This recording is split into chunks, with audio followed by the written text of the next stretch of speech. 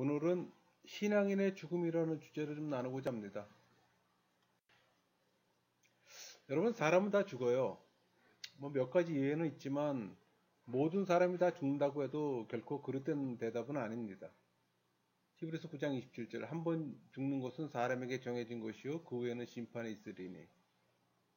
과거 인류 역사 가운데 하나님과 동행하다 죽음을 맛보지 않고 저 세상으로 간 에녹과 또 불병거를 타고 산채 하늘에 오른 엘리야가 죽음을 경험하지 않은 특이한 경험입니다.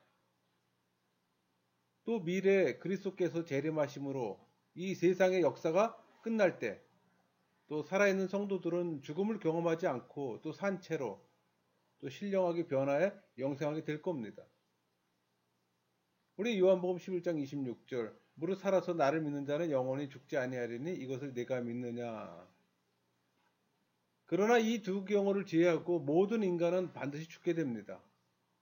따라서 현명한 자는 죽음을 외면하는 것이 아니라 죽음의 의미를 바로 깨닫고 또 죽음을 정당하게 수용하는 게 현명해요.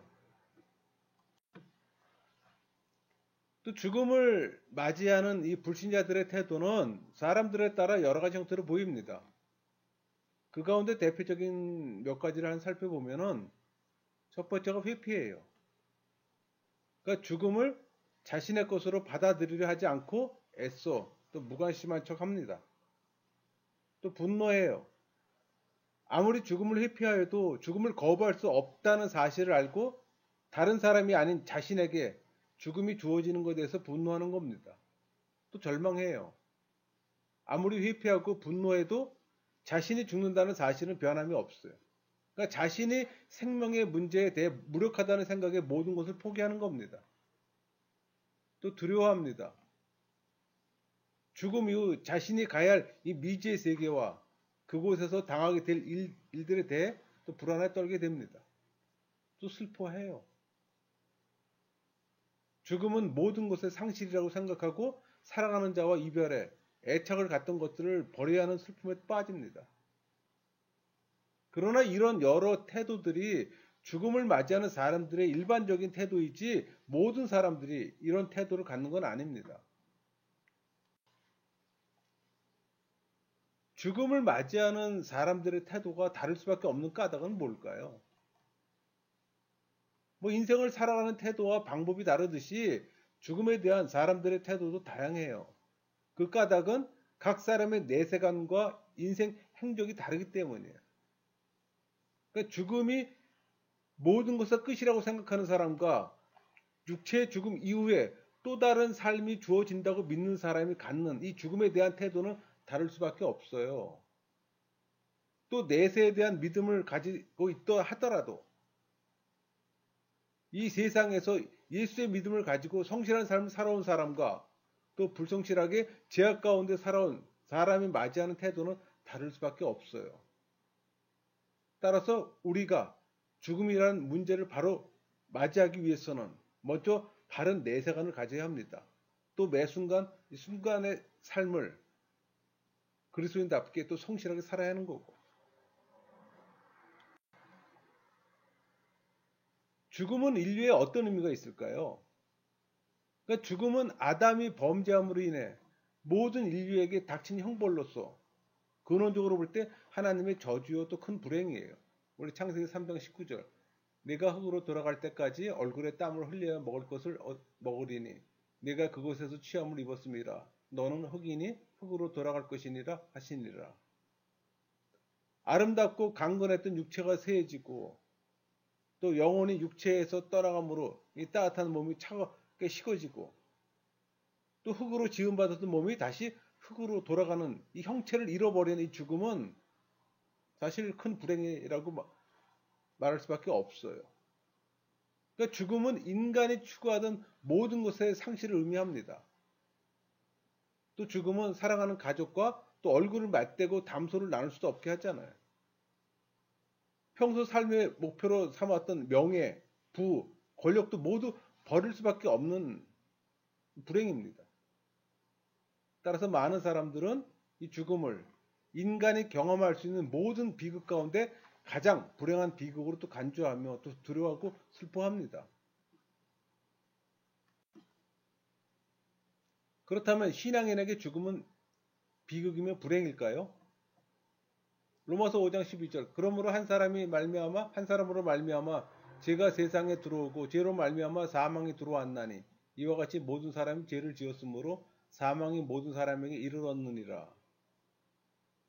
죽음은 범죄의 결과로 임한다는 측면에서 모든 인간에게 비극이며 불행이지만 신앙인에게는 또 다른 측면이 있어요.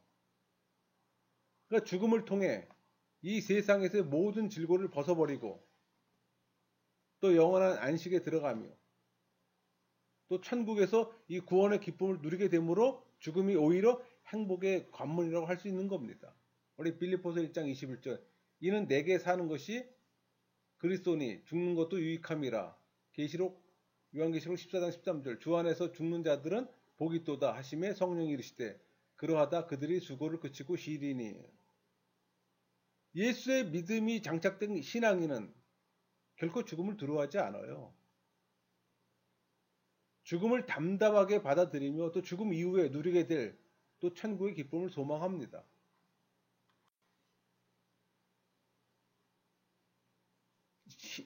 성경은 신앙인의 죽음을 어떻게 묘사하고 있을까요?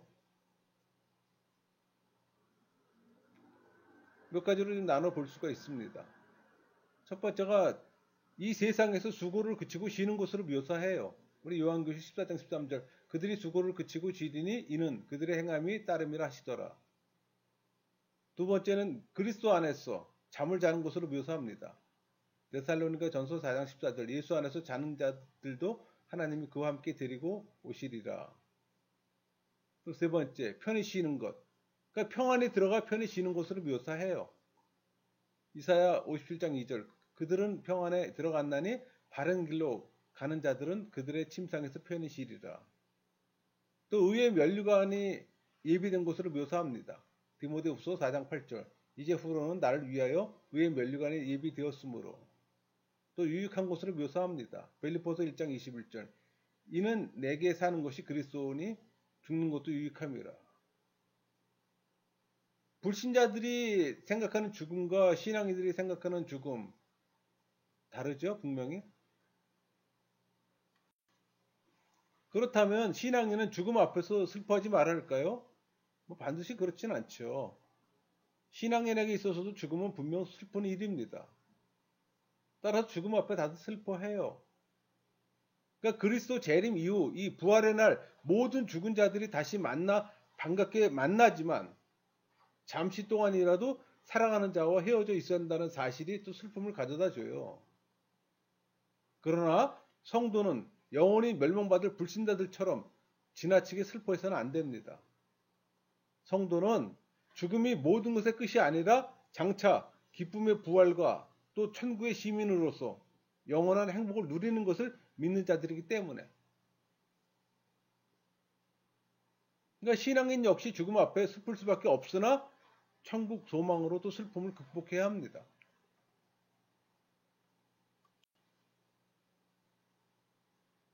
죽음은 이별이므로 또 당연히 슬퍼할 수밖에 없어요. 그러나 신앙인들은 소망 없는 불신자처럼 이별을 가져다주는 죽음을 무작정 슬퍼하지만은 않아요. 그러니까 죽음은 살아있는 자와 이별하는 것이지만 이는 잠시 동안 일뿐 후에 천국에서 다시 만날 것을 믿기 때문입니다. 또 죽음은 살아있는 자와 이별하지만 동시에 죽은 신앙인들과 기쁨으로 다시 만나는 복된 기회이기도 해요. 그러니까 사도 바울은 죽음을 슬퍼하지 말 것과 더불어 죽은 자로 인해 슬퍼하는 자를 위로하라고 권면합니다. 그게 우리 데살로니가전서 5장 13절에서 18절까지 말씀이에요. 그들의 역사로 말미암아 사랑 안에서 가장 귀히 여기며 너희끼리 화목하라. 또 형제들아 너희를 권면하노니 게으른 자들을 권계하며 마음이 약한 자들을 격려하고 힘이 없는 자들을 붙들어주며 모든 사람에게 오래 참으라. 삼가 누가 누구에게든지 악으로 악을 갚지 말게 하고 서로 대하든지 모든 사람을 대하든지 항상 선을 따르라. 항상 기뻐하라. 쉬지 말고 기도하라. 범사에 감사하라. 이것이 그리스도 예수 안에서 너희를 향하신 하나님의 뜻이라. 이게 신앙인의 삶의 모습이에요. 신앙인이 죽음을 눈앞에 두고도 절망하지 않는 이유는 뭘까요?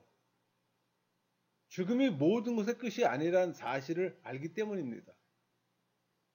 이 세상에 있는 썩어질 것들에 대해 집착하지 않기 때문이에요.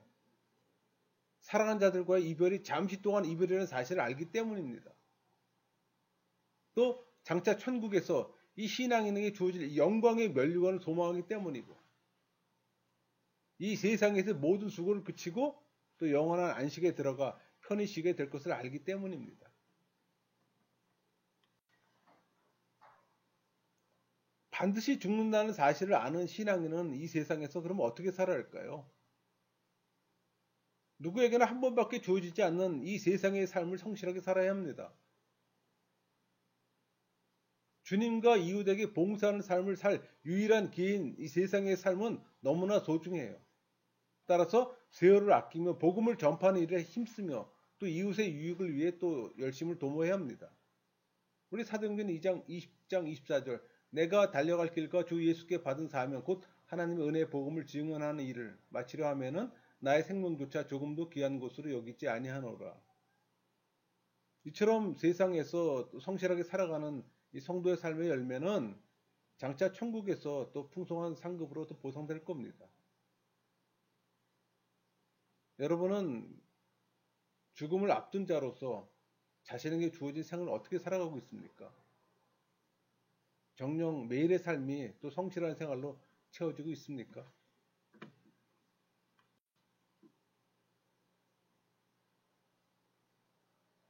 많은 사람 그런 질문들을 해요. 죽은 후 신앙인에게 주어지는 상급이 뭐냐고. 구원받아 천국에 들어가는 것과는 별개로 이 세상에서 살 동안 행한 행적에 따라 천국에서는 또 신앙인들에게 각기 다른 또 상급이 주어질 겁니다. 우리 마태복음 16장 27절 인자가 아버지의 영광으로 근 천사들과 함께 오리니 그때 각 사람이 행한 대로 갚으리라. 따라서 신앙인은 구원을 이 받은 것에만 만족할 것이 아니라 이 세상에서 살아가는 동안 그리스도 말씀에 순종하고 또 말씀의 열매를 맺음으로 또 풍성한 상급을 받도록 노력해야 합니다. 우리 요한계시록 20장 12절 보라 내가 속히 오리니 내가 줄 상이 내게 있어 각 사람에게 그가 행한 대로 갚아주리라. 그렇다면 상급을 받기 위해 신앙인들은 어떤 자세를 가져야 할까요? 간단해요. 믿음의 주여 또 온전케 하시는 예수님을 바라봄으로 그리스도를 닮는 삶을 살아야 합니다. 히브리서 12장 2절에 말씀하셨잖아요. 믿음의 주여 온전케 하시는 예수를 바라보자. 시험이 와도 좌절치 않고 참고 이겨내며 신앙의 성장의 기회로 삼아야 하는 겁니다. 우리 야고보서 1장 12절 시험을 참는 자는 복이 있나니 이는 시련을 견뎌낸 자가 주께서 자기를 사랑한 자들에게 약속하신 이 생명의 면류관을 얻을 것이기 때문이라. 경계하는 자는 법대로 경계해야 면류관을 얻는 것처럼 성도의 삶의 기준인 이 말씀대로 살아야 하는 겁니다. 우리 디모데후서 2장 5절 경계하는 자가 법대로 경계하지 아니하면 승리자의 관을 얻지 못할 것이며 경기에서 이기기 위해서는 절제가 필요하듯이 자신의 몸을 쳐 생활의 절제를 또 이루어야 합니다.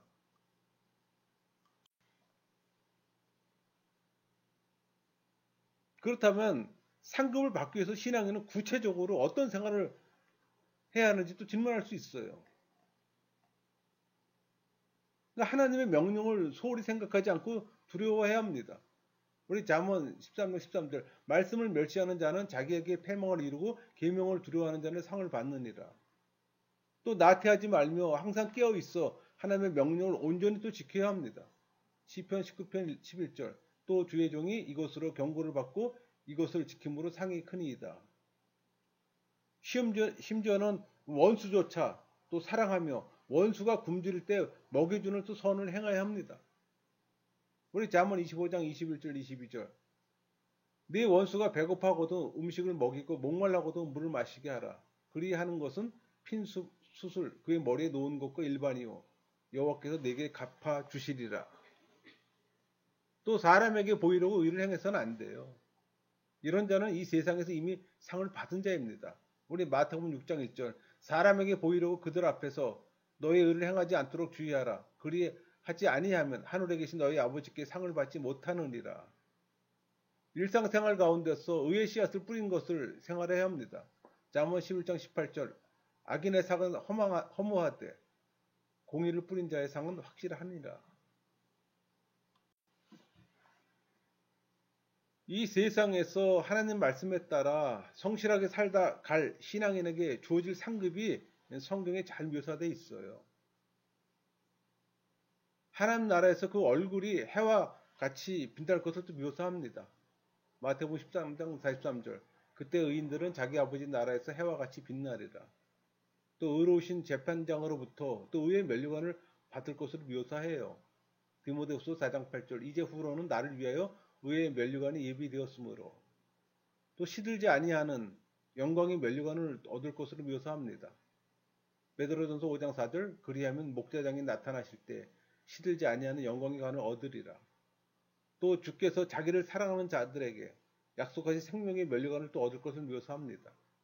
또 그리스도께서 재림하실 때 사랑의 면류관을 또 얻을 걸 묘사하고 또 썩지 아니할 것을 얻을 것으로 또 묘사하고 또 그리스도 보좌와 함께 앉게 되는 또 영광을 주시는 것으로 묘사합니다.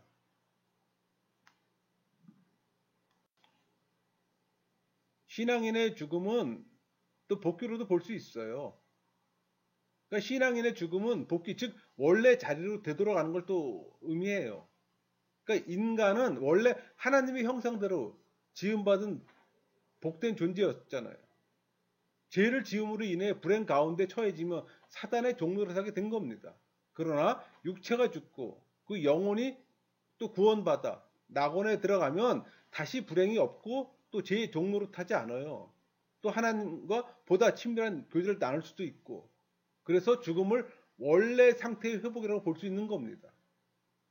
따라서 신앙인은 죽음을 결코 두려워할 필요가 없는 거예요. 오히려 천국에서 영광된 삶을 바라보며 또 설레임과 감격을 가져야 하는 겁니다. 요한계시록 2장 10절 내가 죽도록 충성하라 그리하면 내가 생명의 관을 네게 주리라. 여러분 죽음을 복귀로 본다면 어디에서 어디로 복귀하는 걸까요? 이 세상에서 천국으로 복귀하는 걸로 볼 수 있습니다. 신앙인은 비록 이 세상에 살고 있지만 원칙적으로 하늘나라의 시민권을 가지고 있잖아요. 우리 빌립보서 320절 그러나 우리의 시민권은 하늘에 있는지라. 따라서 죽음은 타국에 머물다가 고국으로 돌아가는 거라고 생각할 수 있어요. 그러니까 전쟁터에서 본향으로 복귀하는 거로 생각할 수 있어요.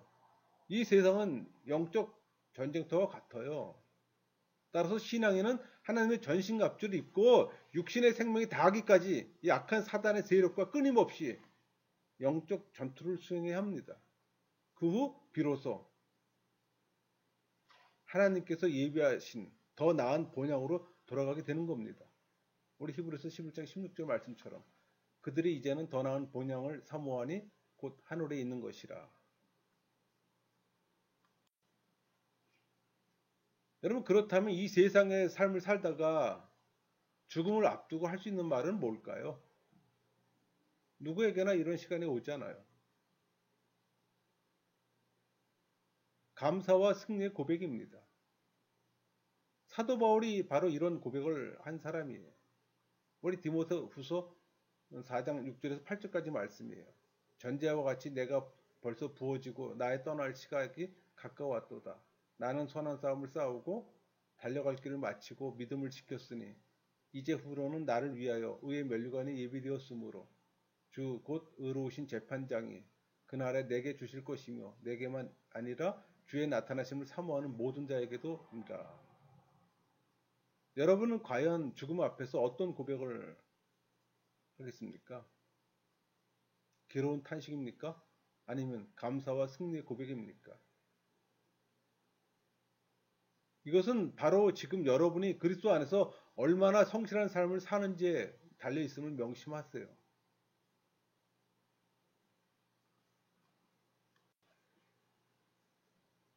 신앙인은 죽음을 어떻게 준비할까 한번 생각해 볼 수 있잖아요. 예수의 믿음으로 준비해야 합니다. 사망의 권세를 극복하신 예수의 믿음 없이는 구원을 받지 못하기 때문에 성실한 삶으로 준비해야 합니다. 성도는 단순히 구원을 받는 것으로 만족할 것이 아니라 천국에서의 큰 상급을 사모해야 하기 때문이에요. 근데 이런 상급은 하나님 명령에 얼마나 충실한가에 달려 있어요. 항상 준비해야 합니다. 자신에게 언제 죽음이 닥칠지 아무도 모르기 때문에. 그러므로 항상 준비하는 자만이 언제 죽음이 닥쳐도 떳떳이 맞이할 수가 있는 거예요. 여러분 모두가 그리 되기를 소망합니다. 말씀을 마치겠습니다.